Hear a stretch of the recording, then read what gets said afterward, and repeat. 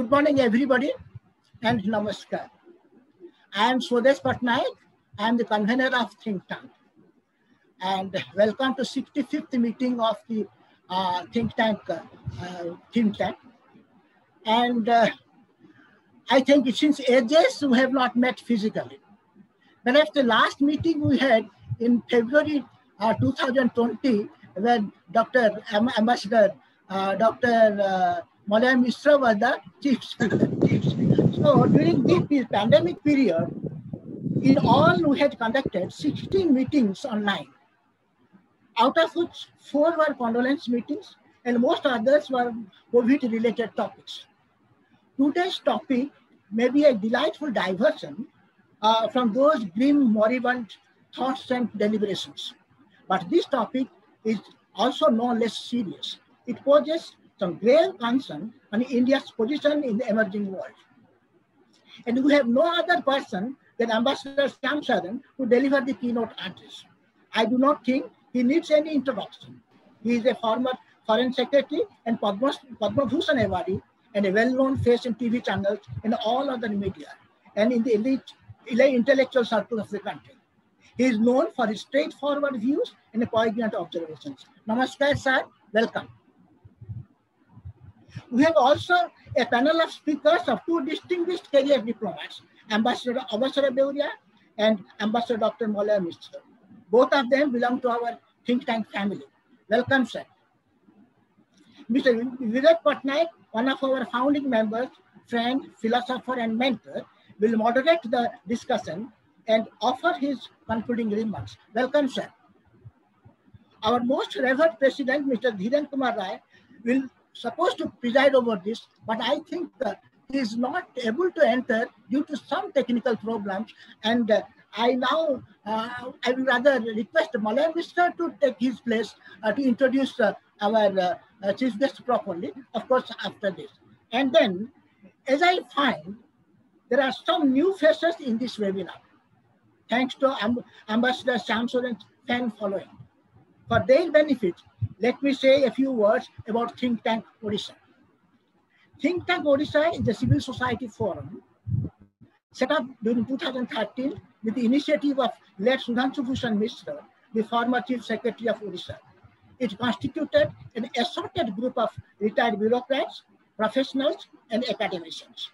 Our mission is to provide thought leadership and policy solution on issues of development and good governance through research, advocacy, and consultative process. So far, we have conducted 64 seminars inviting distinguished speakers like Justice G.B. Patnaik, Justice Ananda Patnaik, Ambassador L.I. Mansingh, and many others. We have published a book titled Perspective Odisha, compiling all their speeches. Today, we are fortunate to have Ignomacy with us, a forum primarily dedicated to promoting and projecting Odisha's software abroad, soft power abroad. We are even ever grateful to Bharatiya Vidya Bhavan for their expert and technical support. Late General Mahapatra, the ex-chairman of Bharatiya Vidya Bhavan, was one of the prime movers of think tank initiatives. So also, past Vice Chairman Dr. S.K. Tamotia, who has recently resigned from Bharatiya Vidya Bhavan, but assured his association with us. General J.K. Mohanty, who took over as a chairman Bharatiya Vidya Bhavan, recently has also promised continued support. We congratulate General Mohanty and welcome him. Sir, since Ambassador Shyam Saran will be leaving at about 12:30 p.m., all participants are requested to kindly put their questions through the chat box. And Dr. Malaya Misra will kindly read those questions and post to Ambassador Saran, and he will respond to that within 10 minutes.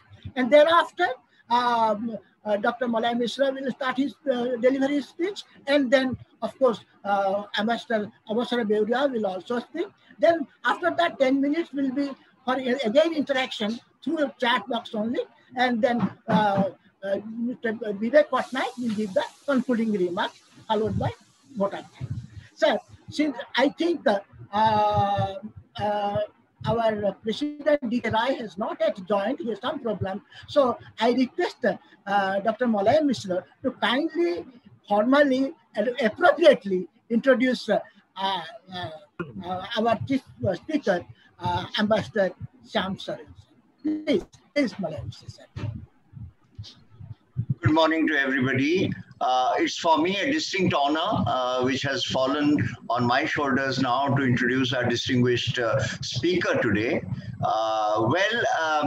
I would not take much time because Ambassador Shyam Saran also has to go out for some other engagement, but only to say that in my own life, in my own diplomatic career, I have seen a few ambassadors in our services, but none has impressed me as much as Ambassador Shyam Saran. And the reasons are obvious, because Ambassador Shyam Saran not only holds a huge amount of experiences out of his diplomatic engagement in some of the top level events to which he had a ringside view, things like the Indo-US civil nuclear deal, to which he was an active participant and also known as the architect of the deal. And also the Copenhagen Climate Change Summit, in which played a very active role as the PM's special envoy and chief negotiator on climate change matters. Ambassador Shyam Saran served as Foreign Secretary, the highest office of the Ministry of External Affairs, from 2004 to 2006.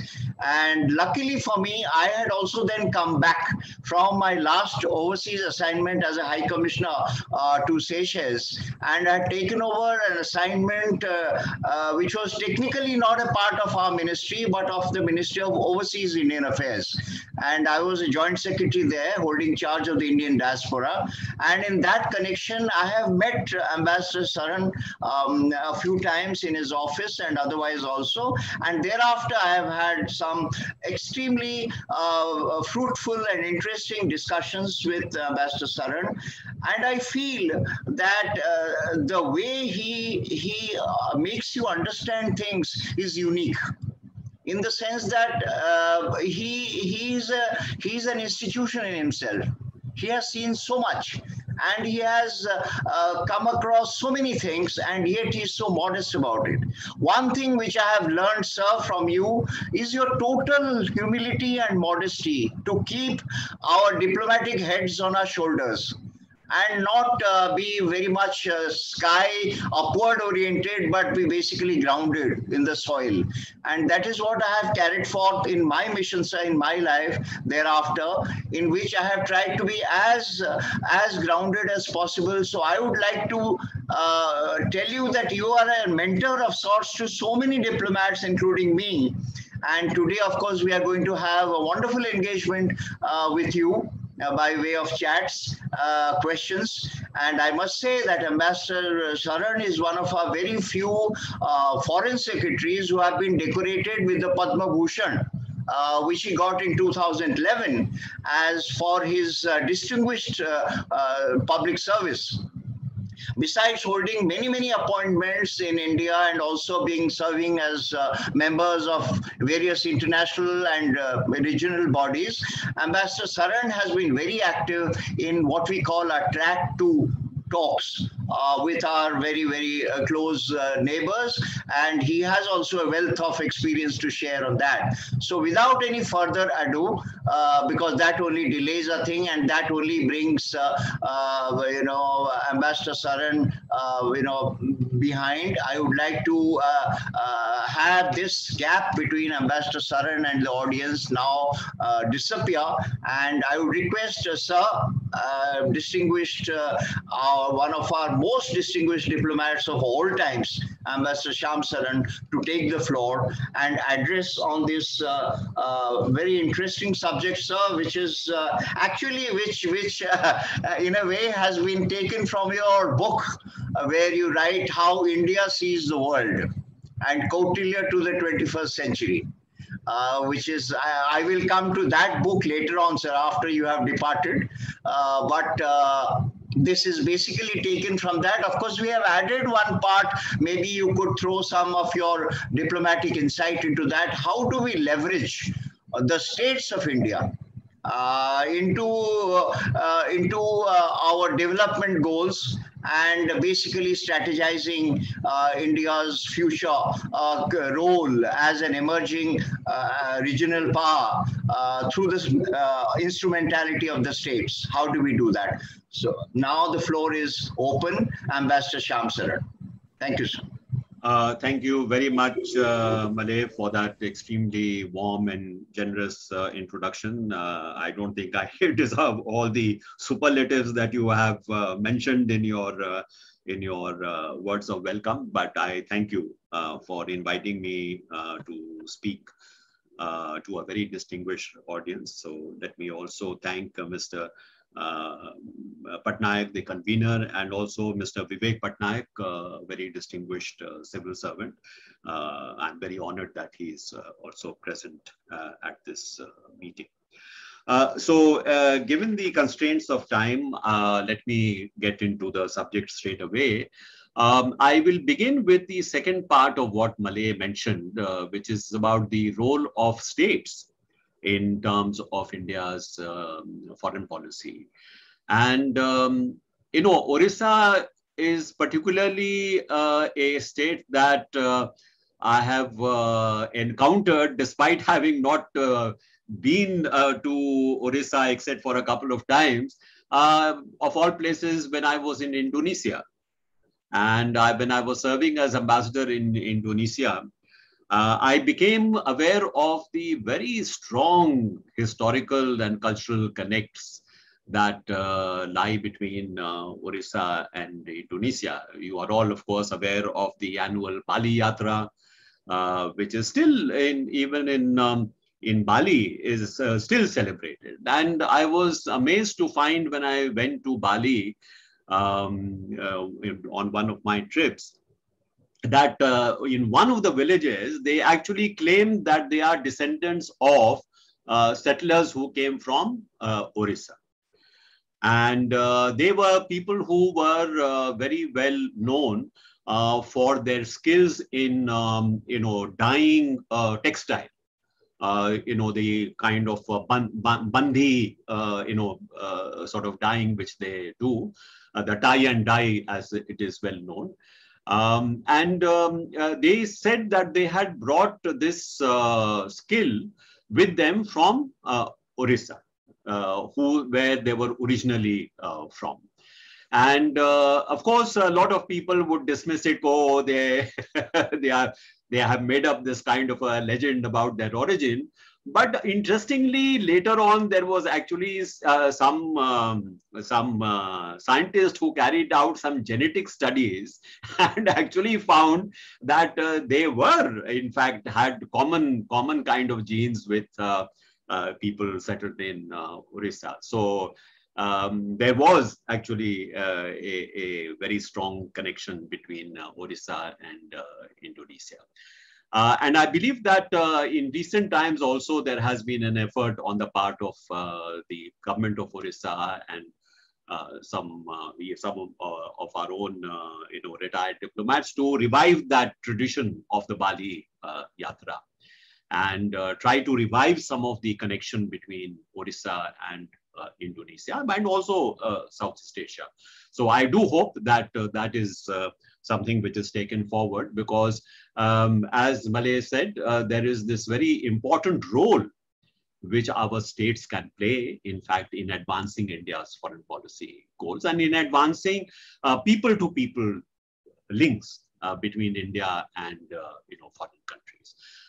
This is something which I have spoken about also at the University of Sikkim, because they are also border states. Unlike Orissa, which is a maritime state, they are, of course, land states.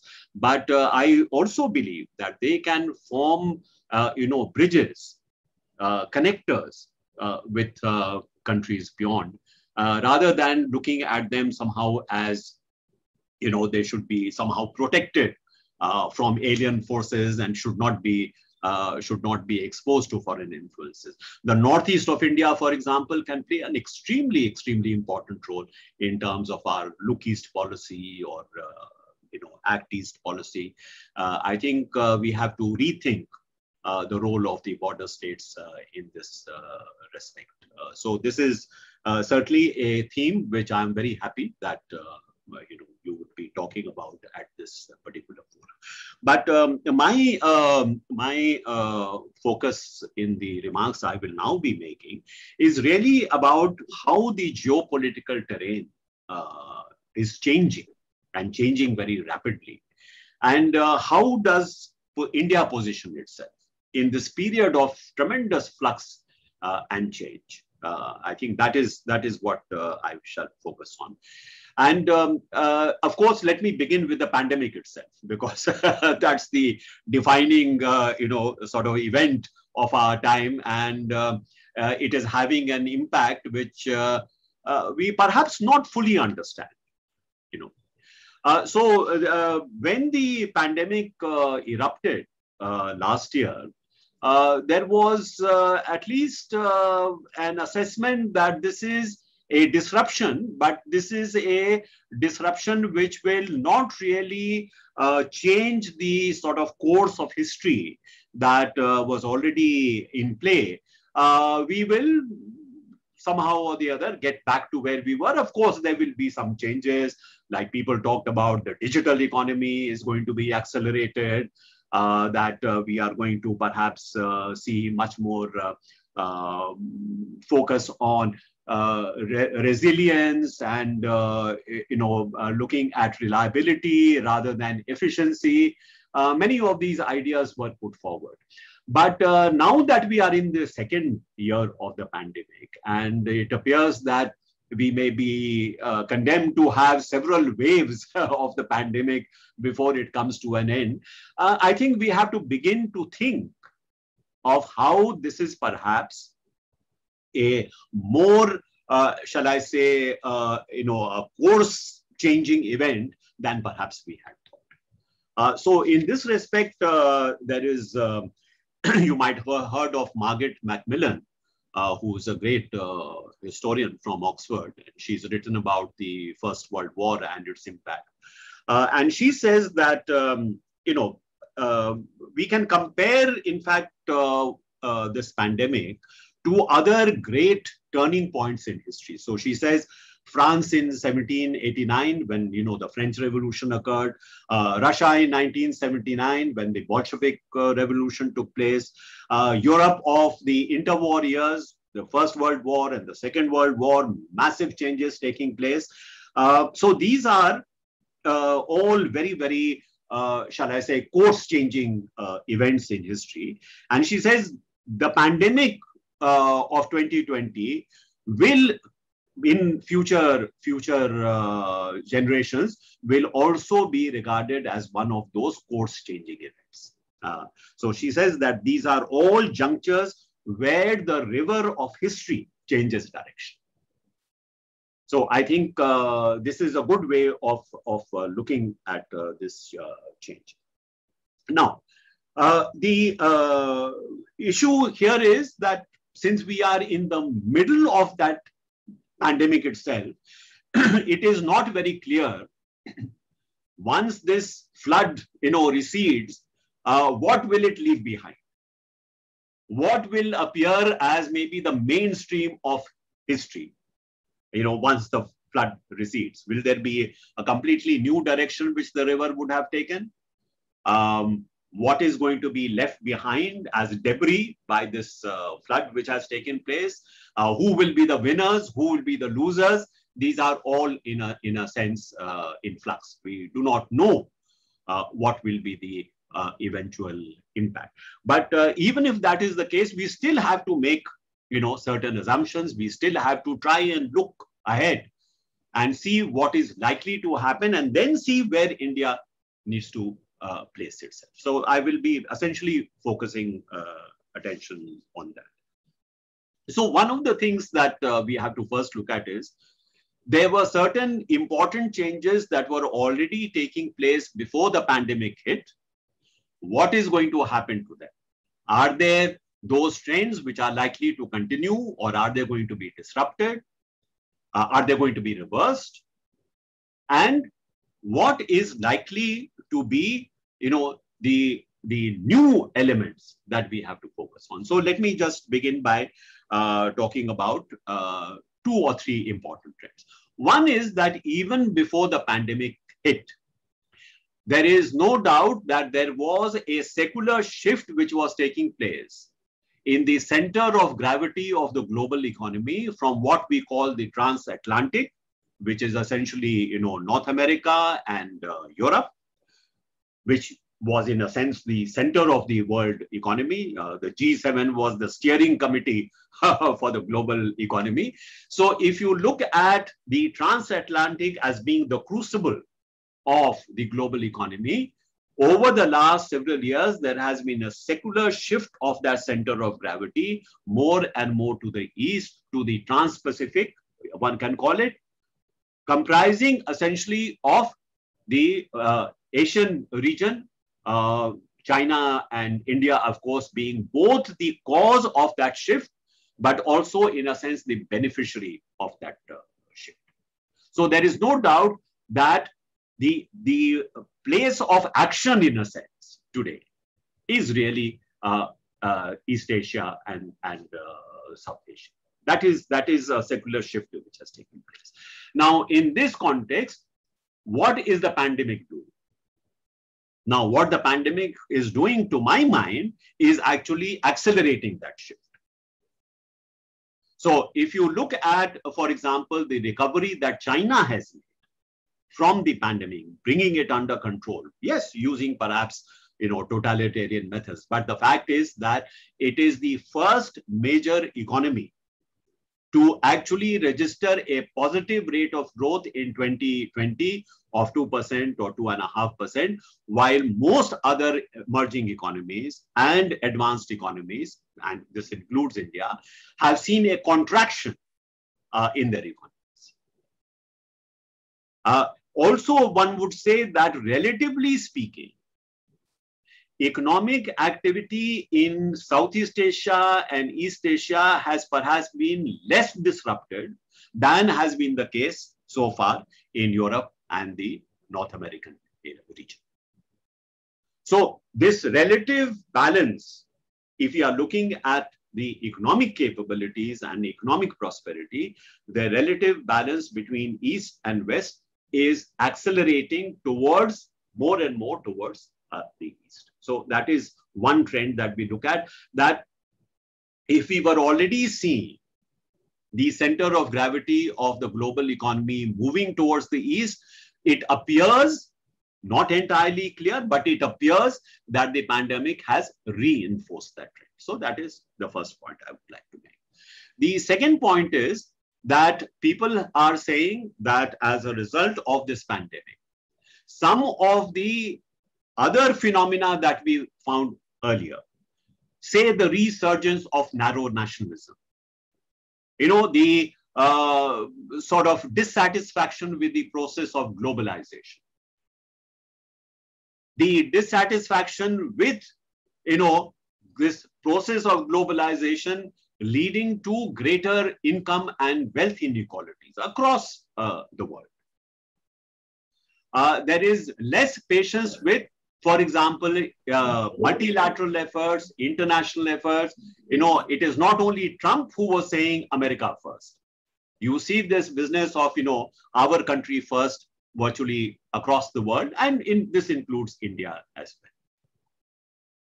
So there is a decline of the spirit of internationalism that we have been seeing over the last several years, and a dissatisfaction, as I said, with the process of globalization. What has the pandemic done in that respect? Now, the pandemic is a classic global issue. It is a cross-national issue. The best way to deal with cross-national issue is through global collaboration. But what we are saying is, because of that earlier trend of greater parochialism, greater sense of narrow nationalism, we also have vaccine nationalism. The spread of vaccination is very asymmetrical. There are countries, the advanced countries, where vaccination has actually been rapidly rolled out, and you have countries, for example, in Africa, where hardly anybody is getting vaccinated. And now this is counterproductive for the simple reason that unless everyone is safe, nobody is safe. That is, unless vaccination covers at least 70% to 80% of the population of the world, you will not be able to say we have been able to overcome the pandemic. Despite the fact that it is very clear to everyone that there has to be a global collaborative response to this, and there should be multilateral processes through which this should be done. That is not happening. What we are seeing is, as I said, vaccine nationalism. So in a sense, even though the pandemic is demonstrating to us the futility of narrow national and parochial responses, what the pandemic seems to have done is that sense of nationalism is actually even getting to some extent accentuated. So this is something that we have to take into account. Now, my view is that this is going to sharpen certain contradictions with regard to the geopolitical terrain. Why do I say that? Because my belief is that the process of globalization, despite the dissatisfaction with it, despite the fact that in some respects it might be stalling, globalization is here to stay. Why do I say that? Because globalization is a creature of technological advancement. The kind of technological change which is taking place is making national boundaries less and less relevant. The nation state is there, it will survive, but nation states can survive and flourish only if they are ready to work together with other nation states, as I mentioned with respect to the pandemic. Now, you are not going to give up your internet. You are not going to give up your smartphones. All the advantages that the new technologies are bringing to you, nobody is willing to give that up. If you are not willing to give that up, and if that is going to keep on advancing, then globalization will also advance. Now, what we are doing today, for example, talking to one another on a digital platform, is actually a demonstration of that. That thanks to the pandemic, there has been galloping globalization as far as the digital economy is concerned. What may have taken about 10 years to really get fully, sort of popularized, we are actually having that taking place in months, perhaps even weeks. People are connecting with each other on the digital media. Meetings are taking place. Travel is restricted, so people are reaching across to each other on the digital. So, as I said, that is at least in one aspect, you will agree that as far as the digital economy is concerned, there is galloping globalization taking place.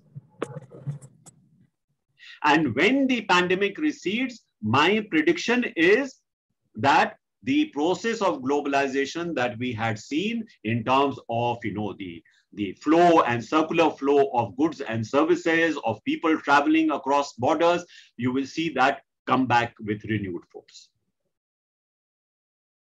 So globalization, as I said, is here to stay. It is not that globalization by itself has been responsible for increasing income and wealth inequalities. It is true that it is a global cosmopolitan elite which had cornered most of the benefits of globalization. But here the failure is that of public policy, not of globalization. If globalization is leading to greater generation of greater wealth, greater incomes, then it is the job of the state to ensure that there is more egalitarian distribution of those benefits. But the states, through most of the world, did not actually do So there were many more losers and only a few winners. Now, one of the things which will be necessary, unless those contradictions become sharper, unless we want to make sure that that does not happen, you will need to have a closer look at how the states can actually bring about a more egalitarian distribution, not only within our economies, but also as far as the international community is concerned. The big gap between, very, very wealthy countries and those who are still at the lower end of the economic spectrum, that kind of great inequality cannot survive. Cannot survive without the possibility of very, very great conflict in our world. So this is the second point that I wanted to make, that globalization is under threat, but globalization will continue to take place because it is a creature of technology, and technological advancement is going to continue. Digital economy is going to become more important in its different manifestations. So for India, therefore, staying ahead of the globalization curve is going to be very important in terms of the future. If India wants to position itself in an advantageous position, then instead of trying to build walls around itself, instead of trying to go back to a sort of economic autarky of the past, pre-1990s, India should retain its outward orientation. India should engage more with the rest of the world. India should be more integrated with the regional economy in Asia, with the global economy. Only then can India stay ahead of the globalization curve. So that is the second point that I wanted to make.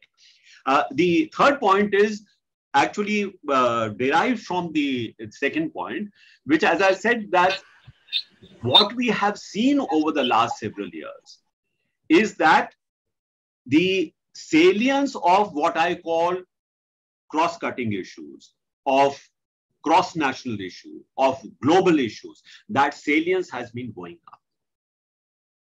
So you take the pandemic itself, as I said, the pandemic itself is a classic example of a global issue, of a global challenge. But you also have another very, very major and perhaps a dangerous challenge, which is just across the corner in a sense, and that is global climate change. We are going to have in Glasgow, we are going to have the next conference of parties for the UN Framework Convention on Climate Change. And we hope that some substantial results will take place there. But the fact is that we are facing today a climate emergency. So for example, the frequency of extreme climatic events, and Orissa itself has been, affected by very, very fierce cyclones and extreme weather. This is the case also with many other areas in India. So if you are looking at the next big challenge for the world, climate change and the larger ecological challenge is certainly going to be a very, very major challenge that we have to deal with.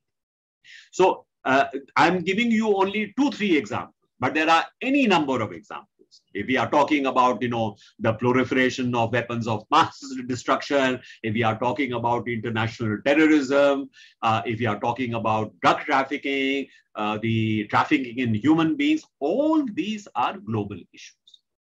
And they cannot be dealt with without global collaboration.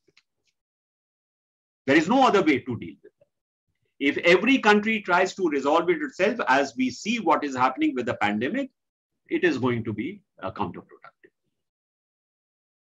Now, the paradox of our times is that precisely at a time when the salience of these kind of global issues is increasing and impacting on our national security, impacting on our economic, welfare, precisely at that time, instead of there being greater collaboration, there is less collaboration because of this resurgence of, narrow nationalism and my country first.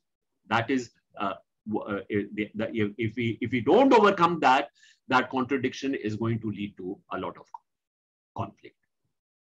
So here again, I would say that how India can position itself in a leading position is by actually leading or providing leadership in taking this global approach, in taking this multilateral approach. India has a great tradition of supporting the United Nations, the UN Charter.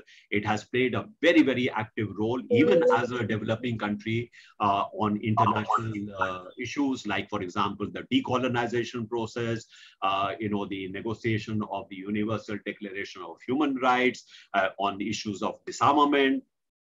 So on a number of issues, India has been a very active player on the multilateral front. Can we sort of draw some inspiration from that history and once again take on a leading position internationally, multilaterally, to deal with some of these very urgent issues? So India does have an opportunity to play that kind of leading role. So this is what I would, there are many other things I could talk about, but these are some of the very important areas where I believe that positioning India for a leading role as a front-ranking power, this is something which is possible if we take the right decisions today, if we read the international situation correctly, if we take into account what are the major trends in the world, how is the pandemic, in fact, bringing about a change in the respect to how these play themselves out. This is something that I think India is fully capable of doing. So this is what I would like to end my remarks on, because I think perhaps we will be able to cover a little more in the question and answer session. Thank you very much for your attention.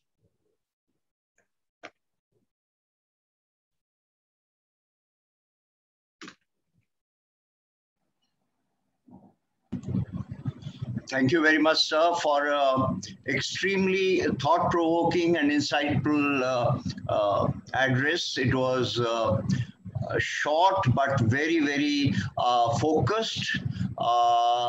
Just one suggestion, sir, before I take on the questions. A personal suggestion to you, your book, which was written in 2017, perhaps need a serious updation. In view of the pandemic which has struck now, on which you elaborated.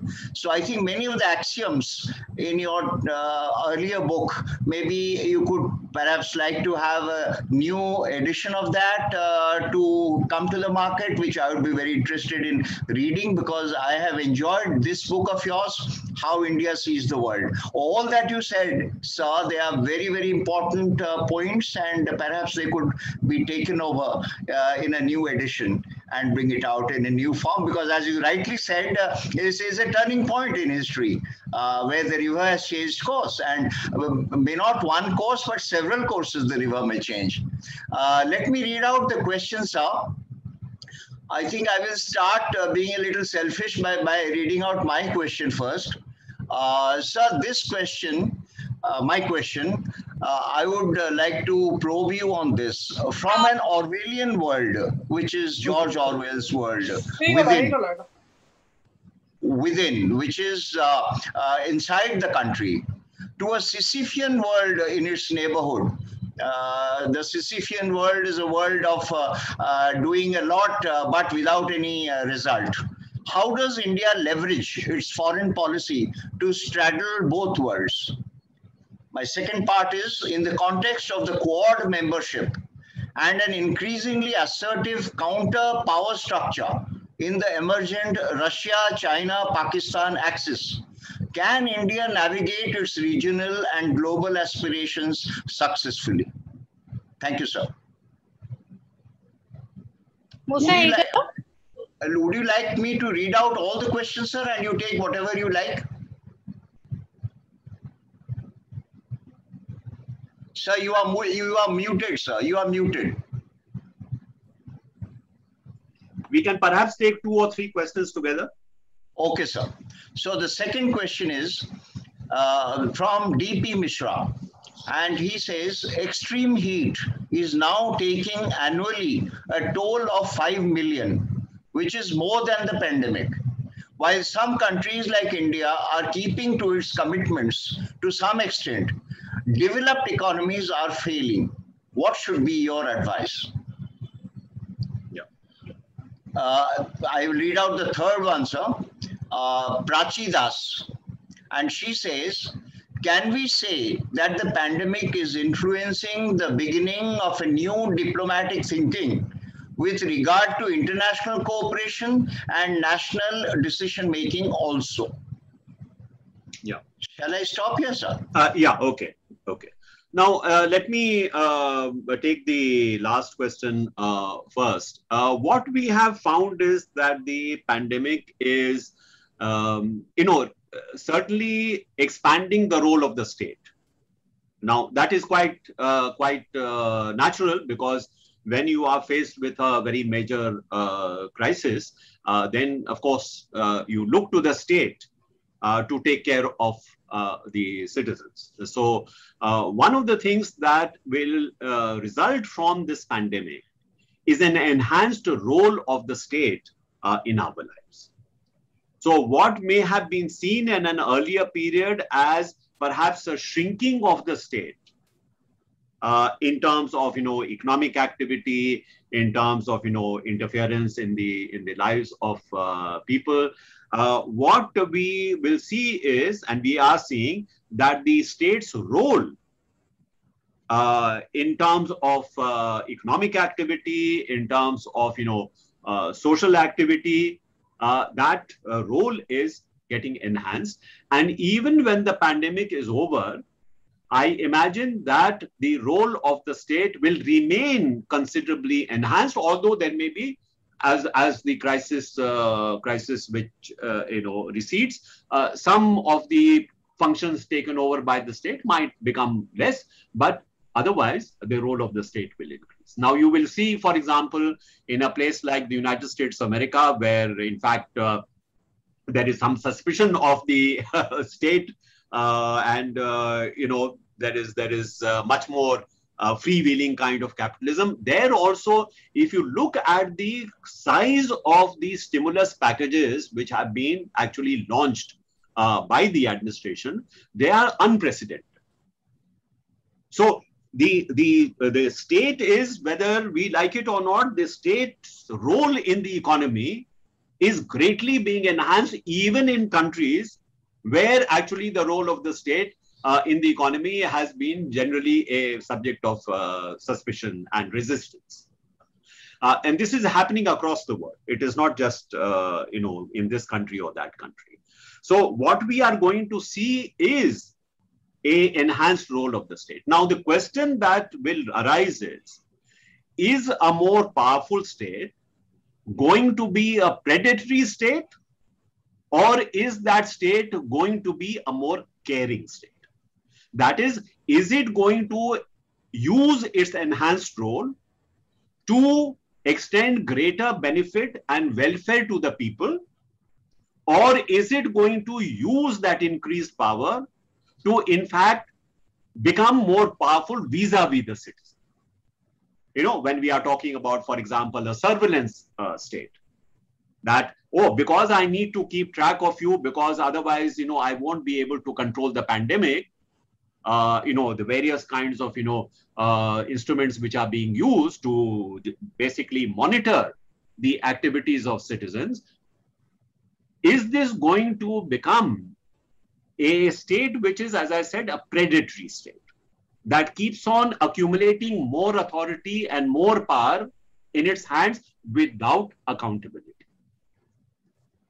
So this is something which we have to watch out for, that we cannot stop the state from becoming more powerful as a result of what has happened, but it is still possible for us to be alert and make certain that the enhanced powers do not result in a more authoritarian state. I mean, particularly for democracies like India, that's a very important question. So this is something which has to be taken into account. And the second part of your question about, will this inaugurate a new diplomacy? We certainly hope so, because it is patent that we cannot deal with some of the major global issues that we are confronting. Pandemic itself, climate change, money laundering, proliferation of weapons of mass destruction. If you're looking at this whole set of challenges that we are facing in the modern world, or cybersecurity, space security, we are so highly dependent now on the digital technology. But with that, is the issue of cybersecurity as well. Space security, we are heavily dependent upon space-based assets. But unless there are rules of the game, we might end up with a very difficult situation. So it is patent that these kind of challenges can only be dealt with collaborative responses on a global scale. I am worried that despite this being very clear, I do not see as yet the willingness on the part of states, major states, to actually have that kind of cooperation. And the major countries who could actually provide leadership, like for example, the United States of America or China, both of them have become somewhat narrow-minded in the way they look at international issues. So this is why I'm saying that there is perhaps room for an Indian leadership in some of these areas. Secondly, with respect to the climate change issue, it has always been the case that the developed countries have not really lived up to the commitments they have made. So the UNFCCC, the Rio Convention, which was concluded in 1992, actually made it very clear that the climate change is taking place because of greenhouse gases which have been accumulated in the Earth's atmosphere at least since the dawn of the industrial age. It is not the flow, it's not just the current emissions which are causing climate change. I think this has to be clearly understood. Climate change is taking place because of what has already been accumulated in the Earth's atmosphere. And most of what is accumulated in the Earth's atmosphere is because of emissions over the last 200 years from countries like the United States, Western Europe, Japan. These are the countries mainly responsible. Yes, our emissions are rising fast because we are a developing country. But the major responsibility is not ours. The major responsibility is of the developed countries. And the Rio Convention recognized that. That is why it says that the commitment of the developed countries is to reduce their emissions in absolute terms. But for the developing countries, recognizing that their emissions will inevitably rise, but in trying to help them mitigate the emissions, there will be technology and finance which will come from the developed countries. All these commitments have not been met. So when India has raised these issues, they say, oh, India is making demands. It is not India making demands. It is India saying, please deliver on the commitments that you have solemnly made in an international treaty. But having said that, the fact is that in Paris, India, in a sense, resiled from that position. And the whole aspect of historical responsibility was put aside. So this is what I call the non-proliferation treaty of climate change, which is I get to keep what I have, but you stay where you are because you are a latecomer. So this is something which we will have to confront, as we go along. Yes, India, for its own reasons, must invest in renewable energy, must invest in cleaner sources of energy, irrespective of what anybody else says, because it makes sense for India, both from the point of view of climate change as well as from the point of view of energy security. But there is no doubt that there is a very, shall I say, unequal situation that exists with regard to meeting these challenges. So, when I talked about global collaboration will work only if it is based on the principle of equity. That is critical. If it is seen as being unfair, less chances of it being actually seriously implemented. So equity is a very important principle, and the role of India should be to constantly keep harping upon this role of equity as a principle. That's very important. And with regard to what you mentioned about, the Quad, or what's happening on the geopolitical side, or what's happening within our neighborhood itself, I have always said that there is a link between what you are able to do in managing your own periphery and the role you can play in the larger region and in the world itself. It is something which we have to understand. The neighborhood first policy is a very good policy, but neighborhood first policy has to be implemented on the ground. So for India, there is a problem that because India is the largest country in South Asia, India is seen by our neighbors as a dominating country, as a country which will trample on their interests precisely because of its size. So there is a huge asymmetry of power within the region of South Asia itself. So the challenge for our diplomacy is, how do we overcome this sense of anxiety, which leads them to hedge by reaching out to other external powers? How can we convey a sense of assurance in that regard? But also, can we make that asymmetry itself an advantage in trying to bring about greater economic integration in the region? So India, because of its very size, because of its capabilities, has the potential of becoming the engine of growth for the entire region. If all our countries in the region are interested in economic and social development, in raising the welfare of their people, then what is it that India can do to make itself relevant? The connectivity within the subcontinent. India will have to take the lead, even if we are talking about climate change, the melting of the glaciers, or what is happening with the contamination of our rivers, what is happening with respect to the pollution around our coast, or the changing climate patterns of the monsoon, for example. All these, even with India being the most powerful country in South Asia, we cannot deal with these ourselves.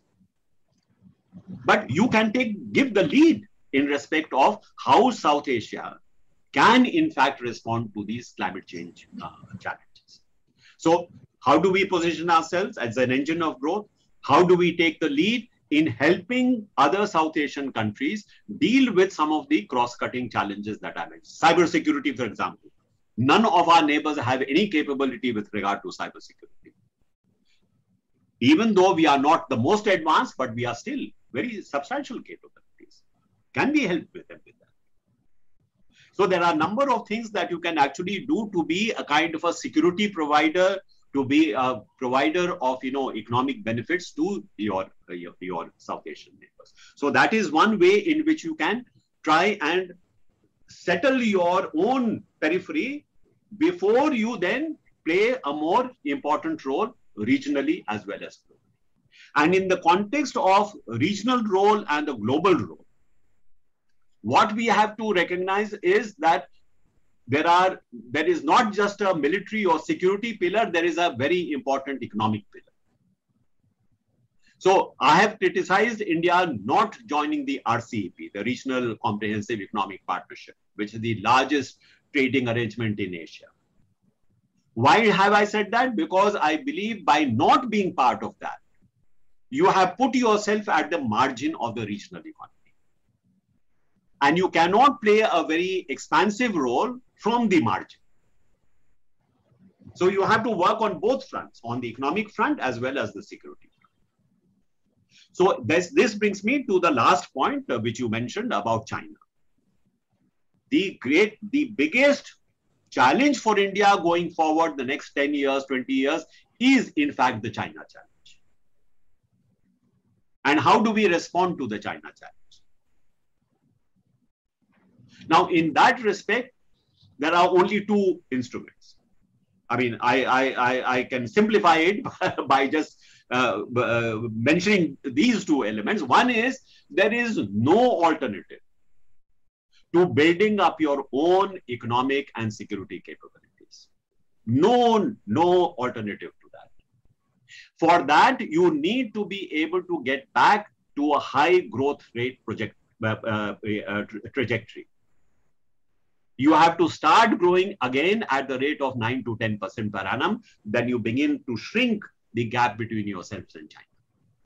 And India is the only country of the size, with the population, with the potential resources, both human resources as well as material resources, not only to match China, but perhaps even to overcome China. But that is potential. You have to deliver on that potential. But it is, to my mind, it is doable because we have done it before. So this is one aspect. The other aspect is, until we get to that point, there is no alternative but to external balancing.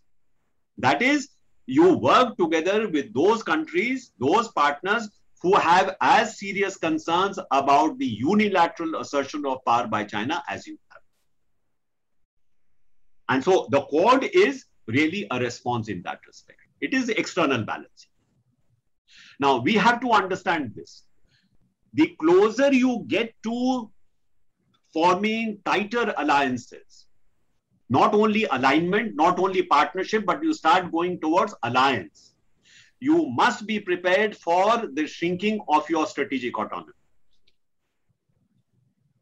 So strategic autonomy is something that I describe as your ability to be able to take relatively autonomous decisions on issues which are of vital interest to India.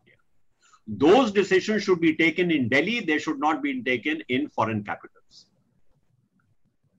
So far, we have maintained our strategic autonomy, whether it was non-alignment or we talk about multi-alignment, whatever you say.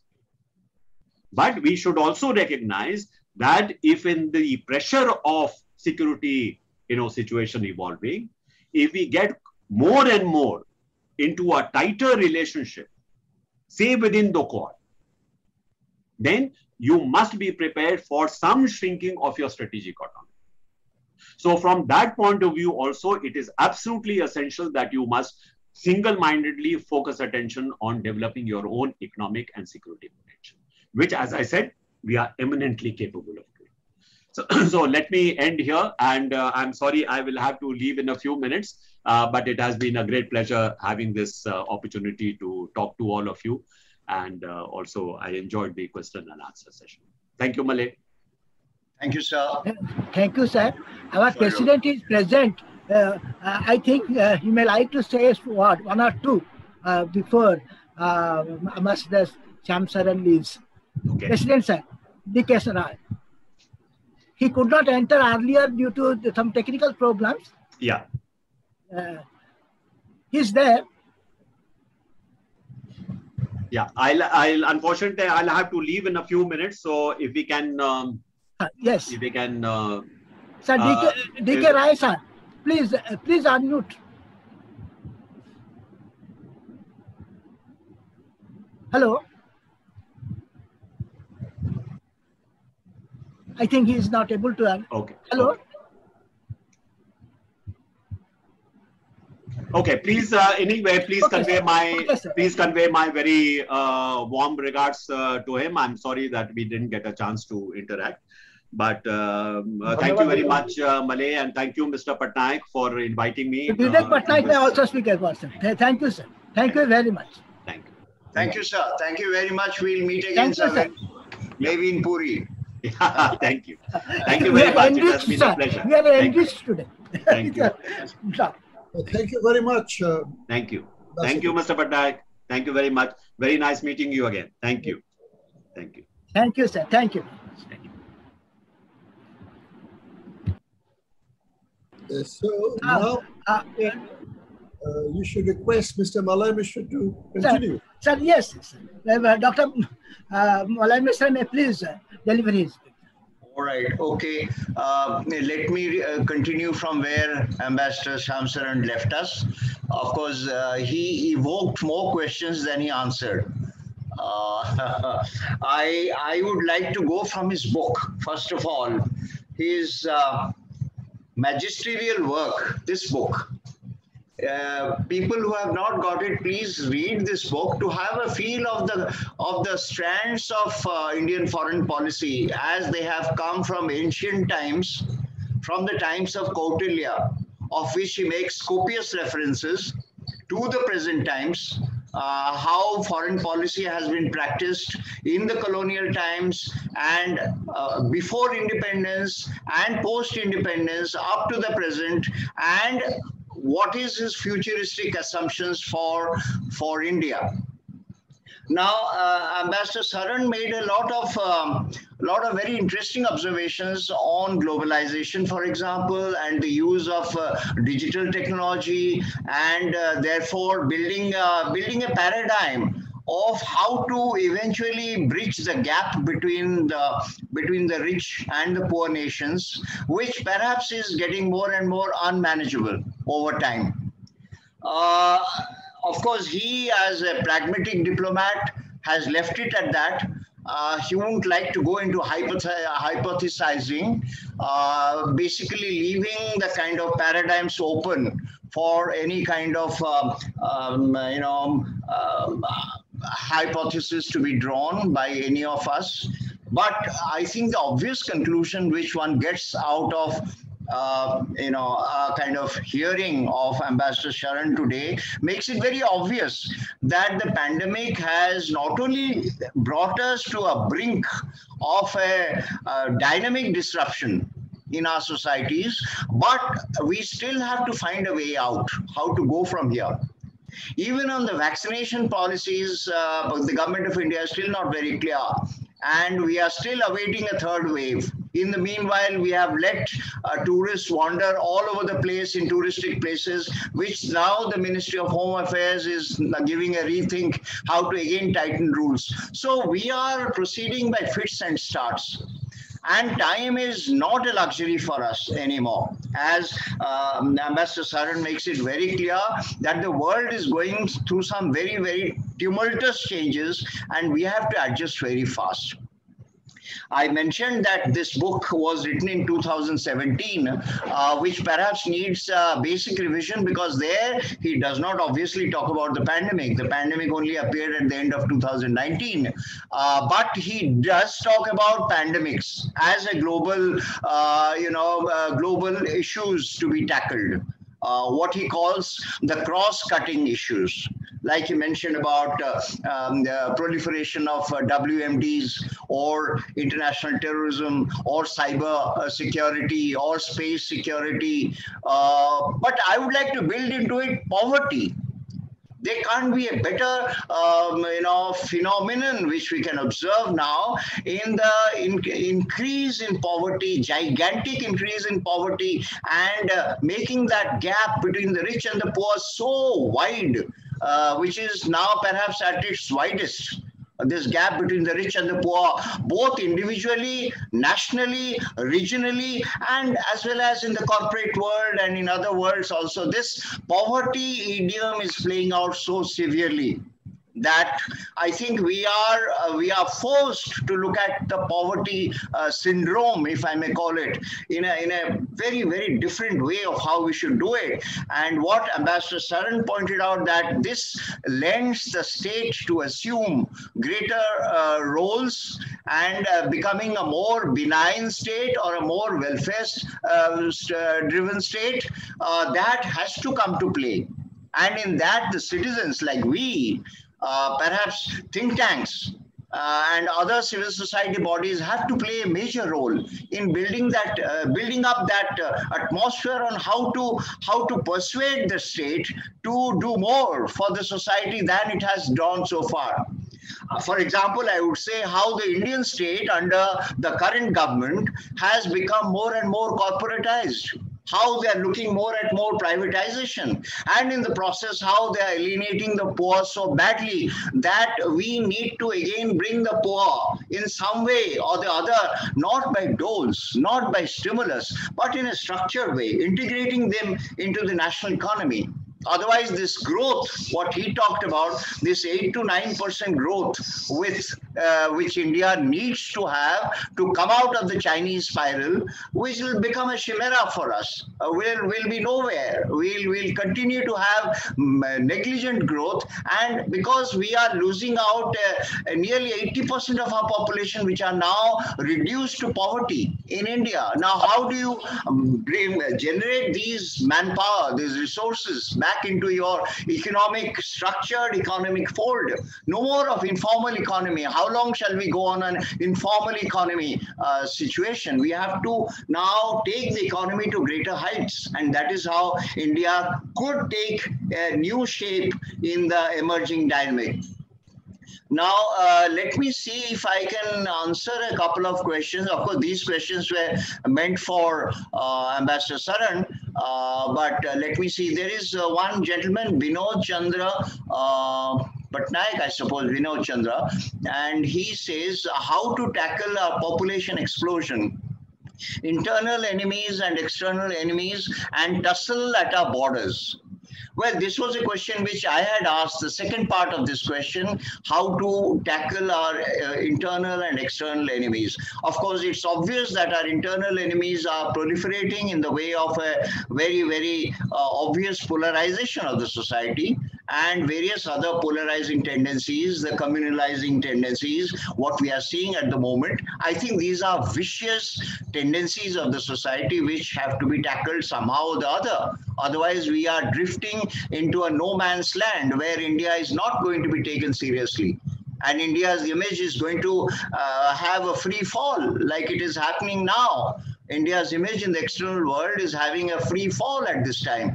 So we should not allow that to happen. After all, India had thrived on its image of civilizational ethos and the values which we have nourished all this time. If they come to an end, then what is left to be called India and Indian? How can anybody feel proud about their own country? So this has to be tackled in some way or the other, for which again the civil society is called upon to think, and think very, very seriously. External enemies and tussles at our borders.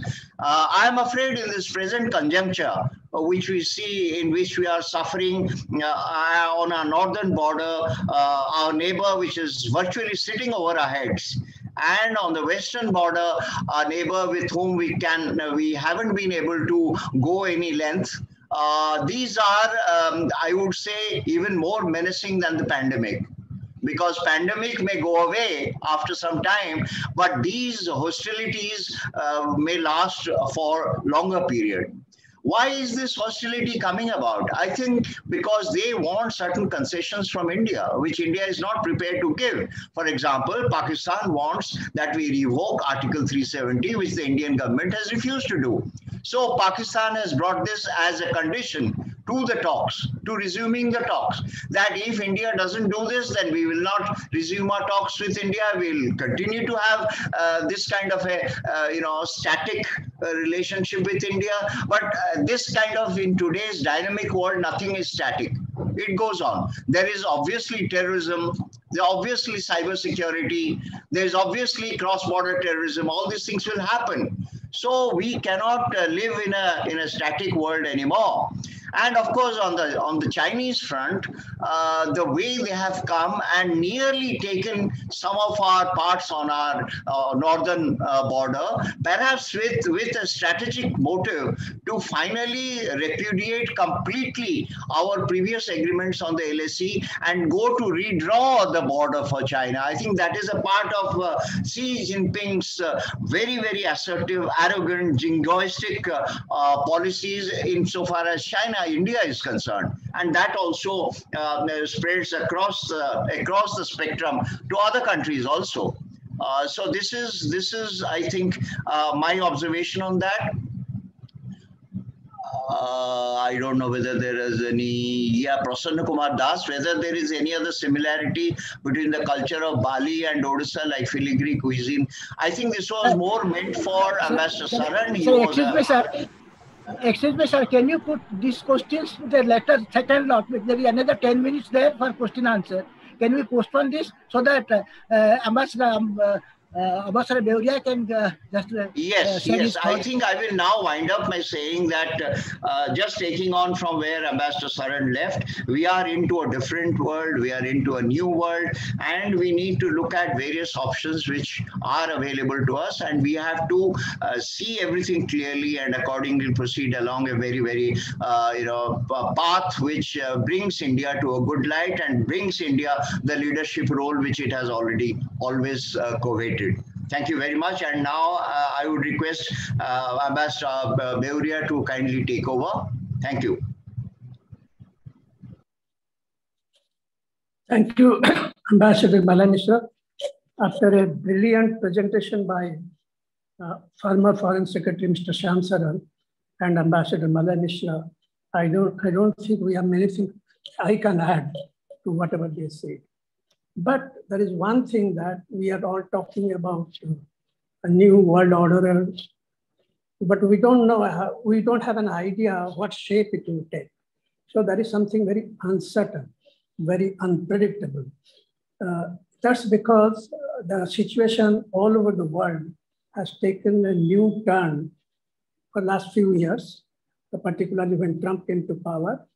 And all these countries are taking positions. We don't know what will be the policy of the United States and others.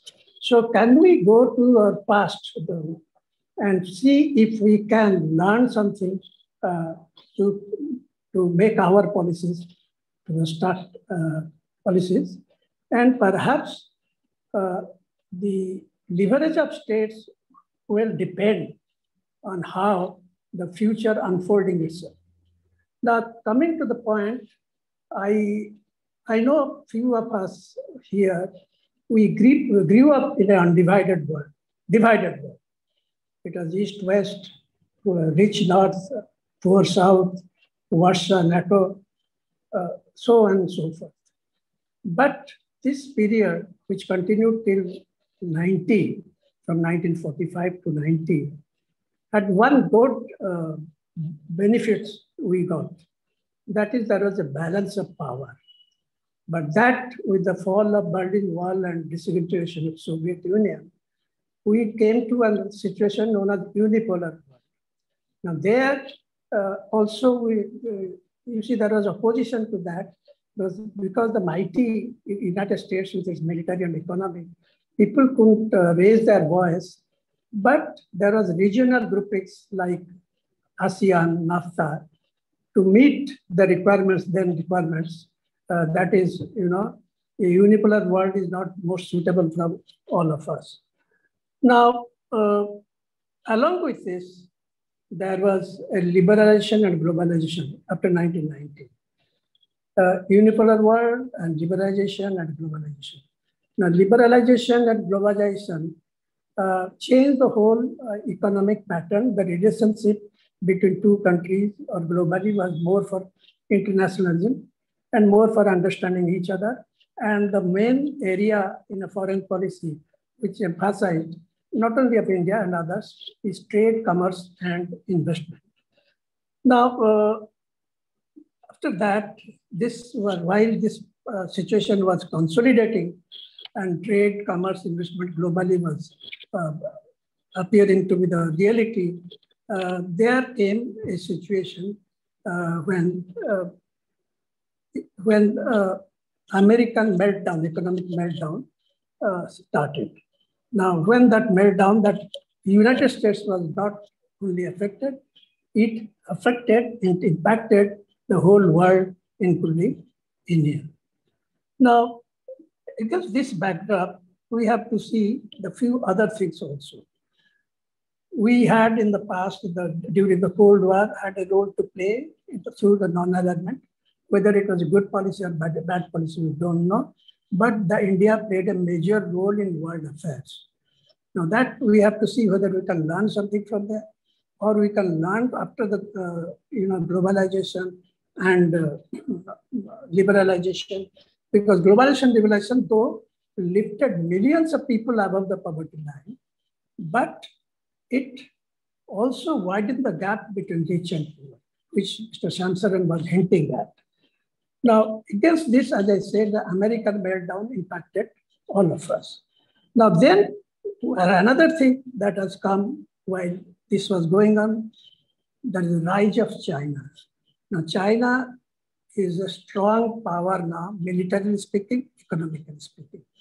And it wants to play a major role, not only in Asia, but the world over. And it is a big challenge for the Americans or the whole South Asia or Southeast Asia. Now, so it is everything is so fluid. It is unpredictable and uncertain that we cannot say with certainty that this will be the world order and we have to this policy. There, I think I differ a little bit from Ambassador Saran. So we have to watch and wait.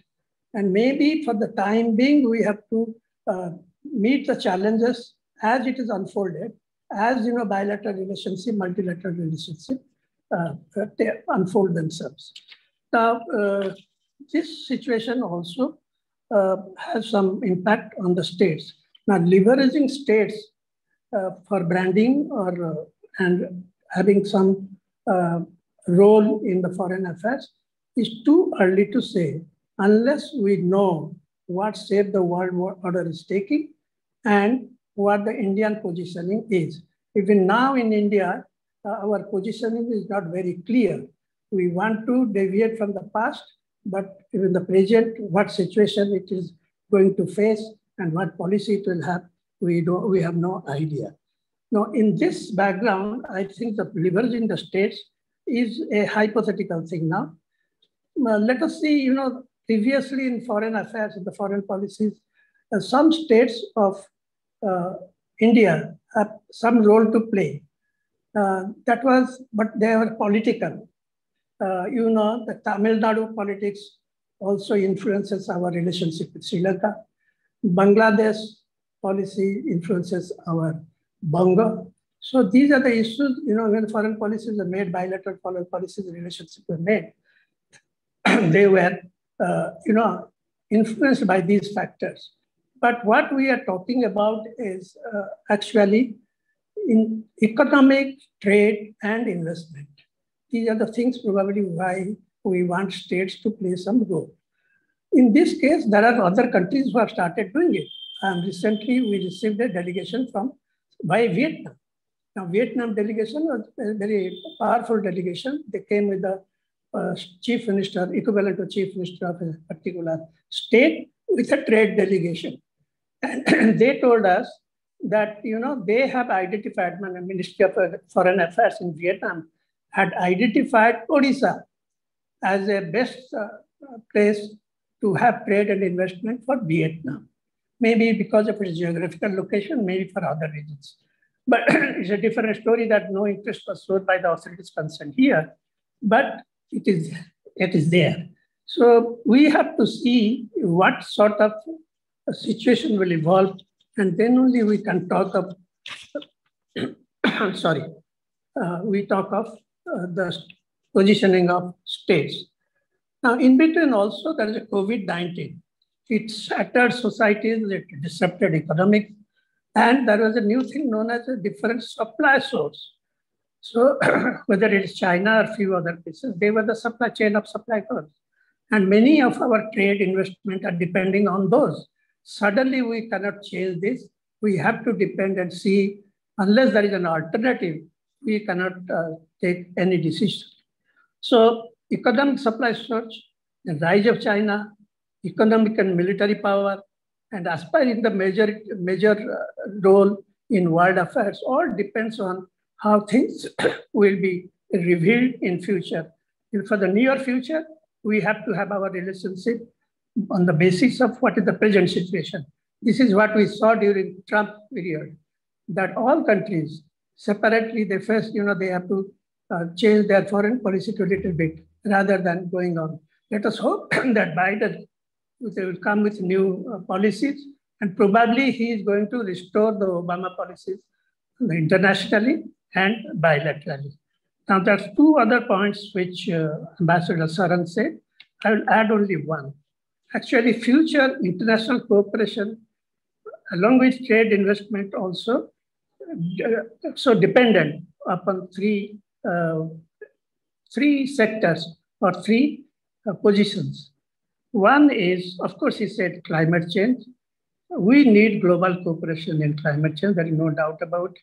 What he was saying is that our policy has been that polluter must pay, because they are the countries who is polluted. They must pay. They must transfer new technology. They give us funds so that we cannot sacrifice our developing process, but we can minimize the emission. Which India's emission rate is probably 2% or so in the world, where America is responsible for 30% of the pollution. Now, along with this, there is a global cooperation is needed on terrorism, cyber crime, and pandemic. Along with this, climate change. Actually, these are the four areas which he touched. I think these are the places where India had played a role in the past, and India is a victim of terrorism. But terrorism cannot go away or disappear just like that. It is not the work of one country. It needs global cooperation. Same also the cyber crime. It's only the rich and poor countries should not be divided. No digital division. Cyber crime, I think that needs a global cooperation, and it has to come sooner the better. And the other thing is pandemic. We have seen in pandemic how because of lack of cooperation, because many states independently did their strategy to meet pandemic, it was a complete chaos. But let us hope that we'll overcome this in the near future. But it requires in future, is going to stay in future as a problem. I think just to give you some information, George Bush II, when he was president, while he completed his tenure, he had given this statement that in future, America must concern or look at these three problems: cybercrime, terrorism, and crime of the pandemic. Then along with this climate change, I think there is one factor we have to take into consideration. That is aspiration of the people. With the economic development, people's aspiration is different. So they want the role of the country differently. They want the role of the state differently. So in the foreign policy also, this has to be taken into consideration that, the people's aspiration. Ambassador Malavishya was talking about the poverty and things like that. This is exactly the point. Things are going to change. It is changing. So the aspiration of the people also should be taken into consideration for making a foreign policy, making our international relationship, and then only states' role can come. Now, states' role are mostly will concentrate on trade, investment, and commerce. But the time is not clear. We are not very alert, or we are not very sure about the world order, what shape is going to do, what is the contours of our foreign service. I think we have to watch for a few years, and then some of these areas can be international global cooperation, and it will be a different world. Thank you very much for listening to me. And if there is only one or two questions, you can answer it. Then Vivek Patnaik sir will give the final concluding remarks. Sir. Or Mr. Vivek Patnaik may take off those questions. That way, I think we can save the time in that way. Okay. Take off those questions, sir. Okay. Thank you very much. Am I audible? Yes, sir. Namaskar, sir. Yes. If I'm audible, I can proceed. Swadesh, proceed. Yes, sir. Yes, sir. You are very much there. Very good. In the first place, let me thank Mr. Shamsaran in absentia for his excellent presentation on a difficult subject to tackle. And I equally thank Dr. Malay Mishra for very effectively supplementing his thoughts. And also, I also thank Mr. Ambassador Abasari Beoria for even touching upon the subject as to what extent the states can be leveraged. Well, after this excellent deliberation, I thought I will come to the subject of how the Inglomacy, a joint sponsor of this webinar, has seen to what extent the states can play a role, very rightly mentioned by both Dr. Malay Mishra as well as by Ambassador Abasari Beoria. The states can play a role in the domain of economics, trade, etc. Well,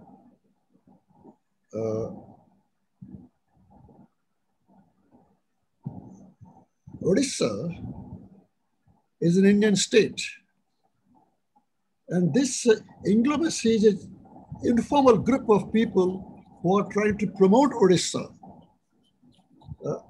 globally through tourism, culture, business. Business includes things like exports of handlooms, handicrafts, through exports of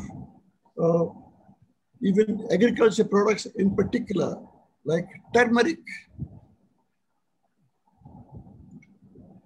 Odisha can be, how Odisha can be leveraged for development and strategizing in the context of India in the emerging world, I thought I can throw some light on it. Odisha is strategically located with its connectivity to the east, very much in line with the thinking of look east and act east policy. If you recollect, in January 2015, an attempt was made to organize a conference in Bhubaneswar to focus on BIMSTEC. And it was attended by central ministers and state leaders, delegates coming from the countries on the rim of the Indian Ocean and its neighborhood.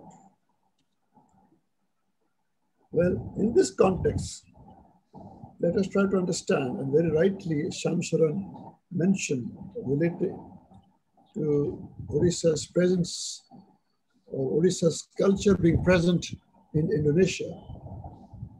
I will give the example of the Odisha's connection with Sri Lanka.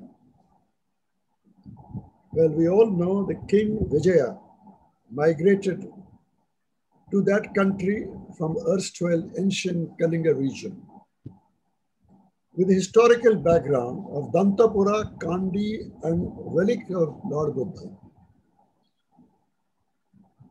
Odisha's connection with Myanmar, erstwhile Burma, particularly during the British period, with Odia laborers, going particularly from Gopalpur, and businessmen and contractors and traders from Cuttack seeking opportunity there are very well known. Ambassador Abasari Beoria was posted in these two countries. He was posted in Burma, now called Myanmar, also posted in Sri Lanka.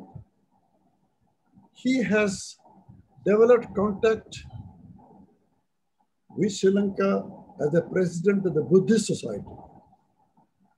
And he's also an active member of Kalinga Foundation, created at the initiative of Ambassador Lalita Mansingh, ex-Foreign Secretary, to put Odisha in East, in particular, Southeast Asian region. Ancient ties of Kalinga with Bali are very well known. And Mr. Shamsaran mentioned very specifically. There are also references to Sumatra, Java, Borneo in our Odia traditional festivals like Kartika Purnima, Boita Bandana, Khuduri Kudi, and also Bali Jatra, folklore of Taupai. I don't know if people, youngsters, know anything of Taupai. When we were children, we used to hear stories of Taupai. She was a Sadhava girl, Sadhava Bharajya. Recently, before the pandemic, the premier of one of the newly created provinces of Vietnam, in the Mekong Delta, had paid a visit to Odisha and tried to connect Odisha with Vietnam. Even he, during meeting, referred to ancient ties between Vietnam and Odisha. Our close proximity with Thailand and Cambodia in terms of culture need not be further stated. Where the great Indic civilization has influenced these places, mostly moving from east and south of subcontinent. Before pandemic, Bhubaneswar, declared as an international airport since 2013, had regular air services with Singapore through AirAsia and also with Bangkok through Air India. There was also exploration of air service between Colombo and Bhubaneswar. It had opened up the tourism between Odisha and these countries, and to some extent from these countries to this Odisha. With Puri being identified now as a place for establishment of an international airport, Airport Authority of India having initiated action, there is a possibility of international Hindu pilgrims coming to Puri. As is expected, the Hindu pilgrims also go to Ayodhya from USA, Canada, UK, South Africa, Middle East, Nepal, and also from Mauritius. Ambassador Malay Mishra, who was posted in Mauritius, knows the cultural nexus between India and Mauritius. And King Nepal, erstwhile King Nepal, had a special and traditional bond with Lord Jagannath. In addition, one would recollect that King Mahendra's sister had married the Maharaja Mayurvansh. All this related to historical connections in the Southeast Asia and Odisha. So there are possibilities of international tourism through these efforts. And therefore, efforts should be made now onwards to build infrastructure like hotels and beach resorts in the area which generate employment opportunity during construction and thereafter. Particularly after the pandemic, where unemployment is rising, and fortunately the rural areas have not been so much affected as the urban areas. The scope for development of rural tourism and development of rural entrepreneurship exists. We know about Ragurajpur, Chausuti Jogani, Chilka, Angsupa, other religious places, even places associated with ancient temples, and also heritages left in the erstwhile Prachi Valley civilization. All these can be areas of development of rural tourism. Further, to the coastal areas, there can be penetration from the coastal area, there can be penetration to western Odisha, like Ranipur, Jharia, Harishankar, Barpali, Bargarh, Hirakud area, where you have got handlooms and other things to explore. and also to expand to northern Odisha, Mayurbhanj. Few days back, the Chief Secretary, Suresh Mahapatra, and Secretary of Tourism Vishal Dev made some exciting announcements regarding state government's investment program on ecotourism, niche tourism. With the river system in Odisha, washed by Mahanadi, Brahmani, Baitarani, Rishikunda, the scope of riparian tourism is envisaged under this ambitious plan. Further, with the existing port of Paradip, newly established Dhamra, resurrected port of Gopalpur, and future ports of Astaranga and Kirtania, cruise tourism will be a distinct possibility in future.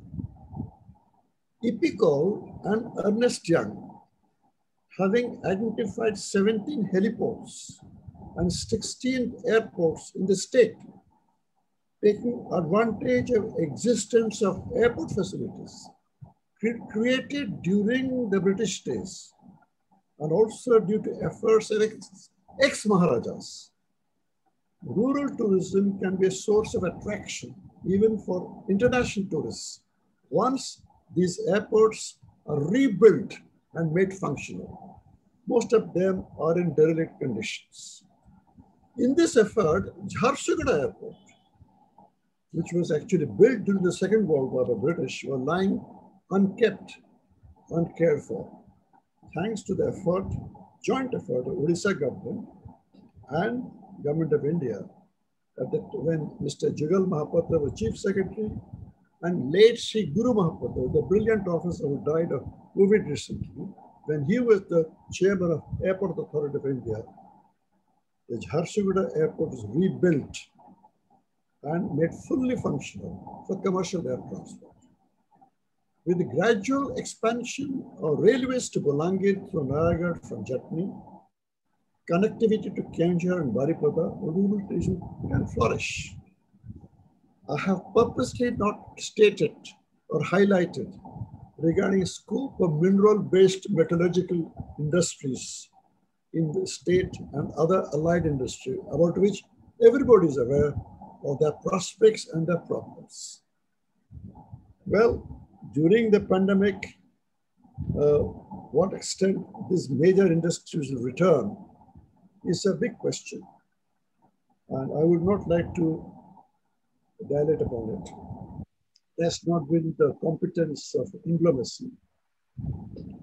This is how one state's resource can be leveraged.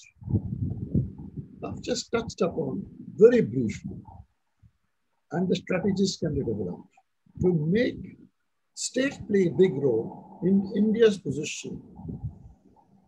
If there is robust cooperation and no confrontation between the central and state governments, all the states can contribute to economic development of the country. Nation's political strength, I must say, to the ambassadors who are present, in the globe comes out of the economic heft.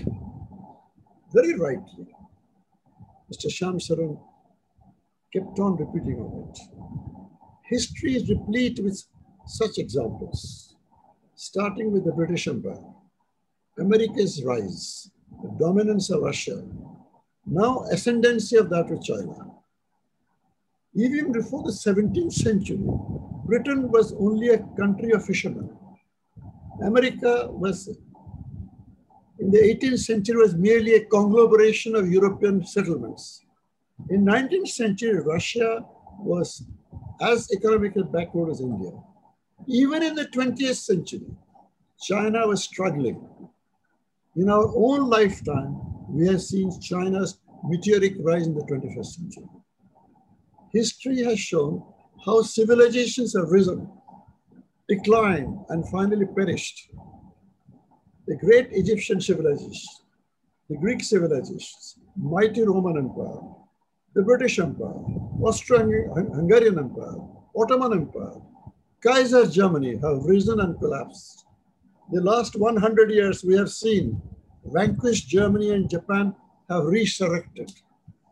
We have also seen how Arabian Peninsula a land of nomadic Bedouins. 100 years ago, what is called Middle East now has grown economically after exploitation of petroleum. With the danger of climate change due to carbon emission, there is every possibility that the petroleum may become unusable after 50 years. The Arabs are aware and looking for alternative ways of sustaining the economy. India's economy after pandemic is struggling hard to come back to the pre-pandemic level, beset by rising unemployment, sharp contraction of GDP with lockdowns, now rising inflation, including core inflation, fiscal deficit, and rising debts, and debilitating sickness among banks and non-banking financial institutions. For this, there is recognition, although belated, the importance of universal vaccination and creation of effective medical infrastructure. But the doors have been opened to US and Russia to enter vaccine market. Tamil Nadu has explored possibility of getting from China. Here again lies the unity of purpose, strong coordination, cooperative effort. There is a talk of a new India, in a new Odisha. We should also see there's a new world in horizon. As rightly said by Ambassador Shyam Saran, technology has overtaken traditional approach. Connectivity globally has increased. Globalization has taken roots no matter whether we revive the idea of self-reliance. The world's young population is large. Also, number of elderly is also rising. The climate is change. Challenge will confront the world during the rest of the present century. I think I have told how the states can be leveraged in the context of Odisha without dealing with industrial development. Only touch it with the soft areas of tourism, culture, and trade and commerce. I've also told of the historical reality. I think with these words, I'll conclude my remarks. Thank you.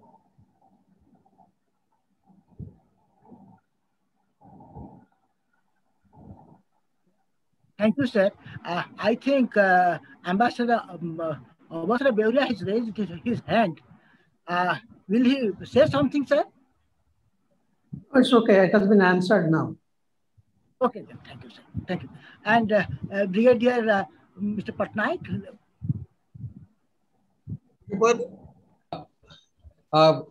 Yes, I wanted to share certain ideas. Am I audible?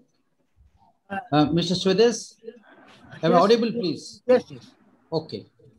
It's been such a delight to listen to the speakers today, right from Ambassador Shyam Saran and ending with Mr. Vivek Patnaik. Certain things, I want to basically contribute to today's discussion. The issue came up during Ambassador Shyam Saran's talk of alliance vis-a-vis strategic autonomy. You see, this is a problem which has been confronting any developing state, whether it is developing or even a developed state, whether to go in for alliance or for a strategic autonomy. It is always confronted right from the time we went in a non-alignment state and to subsequent state of alliances. Now, we should be very clear on certain aspects that today we are confronted whether we should go in for a neighborhood first policy or go in for an international alliance or a strategic partnership that we have with various countries. Now, in this question, the Quad has come as a rushing affair in order to meet some of our external challenges and primarily China. Now, how far we should rush in for such type of alliances to meet our emerging strategic threats at a national level is something that we need to consider. Whether we should give fillip to our policy of enhancing our strategic autonomy through internal strengths and also by making sure that our neighbors are adequately taken care of, wherein our strategic space is adequately guarded. Today, when Americans have actually pulled out from Afghanistan, okay, really we do not have a policy how to handle it. Today's morning report says that 80% of the Afghan area has been taken over by the Taliban. And still the government of India, we don't have an idea as to how to handle it. And this is something which is basically an extension of our strategic policies. Now, thank you. I think we are running out of time, sir. It is very interesting views naturally. Okay, just give me 1 minute. Just give me 1 minute. Okay, just give me 1 minute. So basically, what the point I want to bring out is that when we discuss out here on certain issues, these are issues which we need to think. And on top of Orissa, we need to integrate to the strategic autonomy principles as far as the country is concerned. If you don't link ourselves and just remain out of that particular focus, then I'm sure we will not be able to ride on the prosperity that the nation thinks. Like nation thinks of strategic autonomy, we also must think of economic autonomy and the strategic autonomy at the state level. This is where I feel we can always link up. So yes, a lot of people have spoken today. Thank you, sir. Because thank you very much. Actually, we are not supposed to interact here only through chat box only, because it is we wanted to hear from you. Thank you very much. Well taken. Now I think it's already running out of time. So Mr. Saroj Mohanty may kindly propose a formal vote of thanks.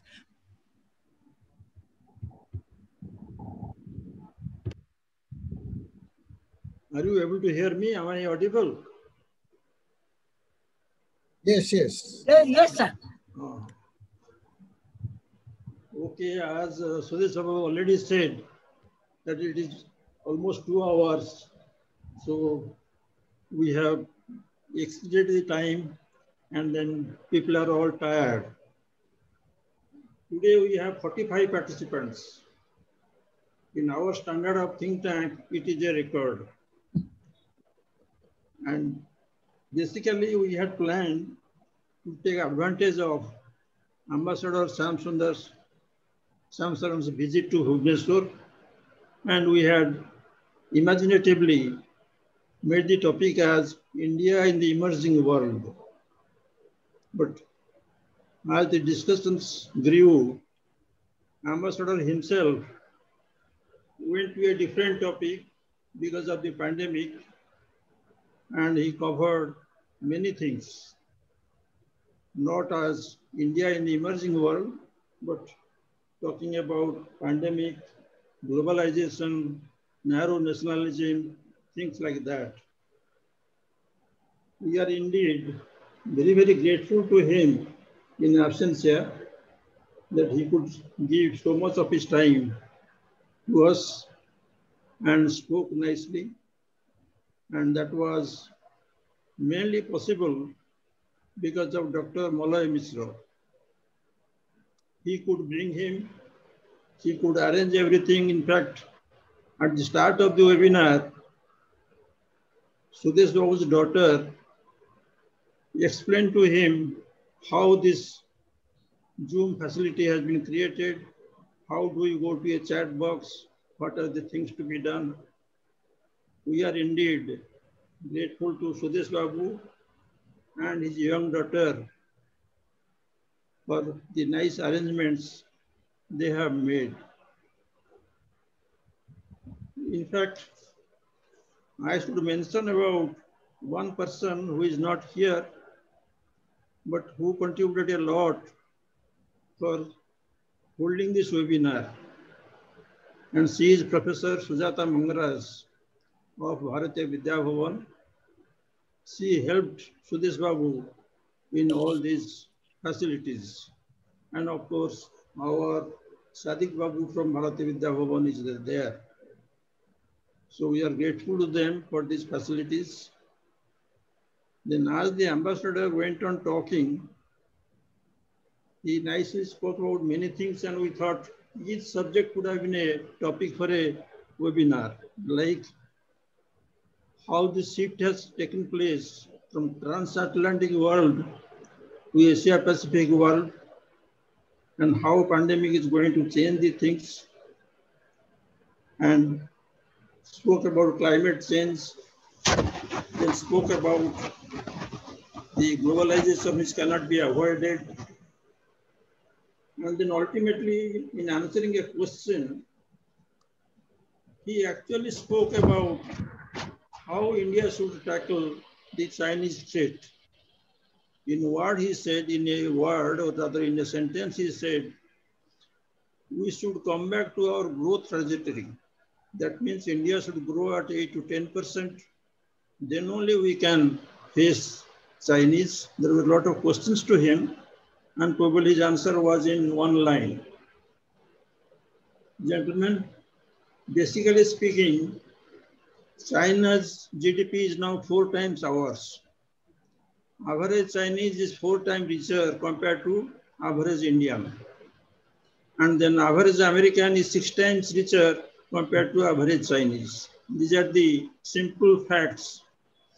And until and unless we close that gap, we really cannot matter in international politics. Then Maulay Babu was the nerve center to the entire discussion.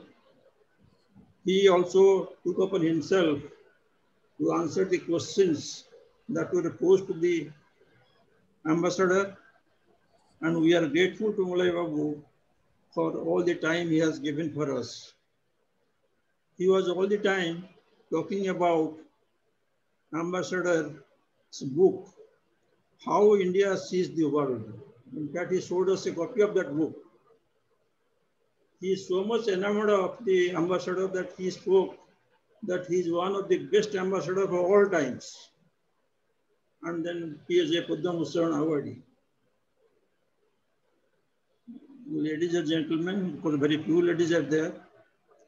Then after Maulay Babu, our good friend, Ambassador Obasar Beuria, spoke through his iPhone. He also covered a large number of topics.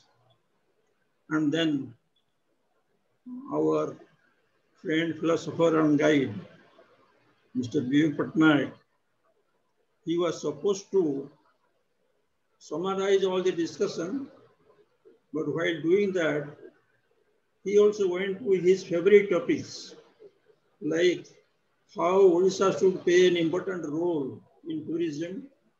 And he went on speaking about his experience and about the things. We are grateful to him that he could devote so much of his time at the end and took us a different world. And if you see the chat box, many people have appreciated our webinar today. Our webinar was a little change in the last 3 to 4 condolence meetings or Shraddhanjali and other which is happening due to pandemic. So it was a different topic, different subject. In fact, we can say this webinar covered nearly 4 to 5 topics. And that was possible because of Swadesh Babu's meticulous planning and the physical thing that has been created. We are grateful to all the 45 participants. They have given many suggestions. They can all write individually to Swadesh Babu so that Swadesh Babu can plan our future webinar as per their wishes. Thank you, gentlemen. I am exceeding the time. You are all tired. Thank you again. Thank you, sir. And for the information, all these proceedings have been recorded and it will be posted in the YouTube.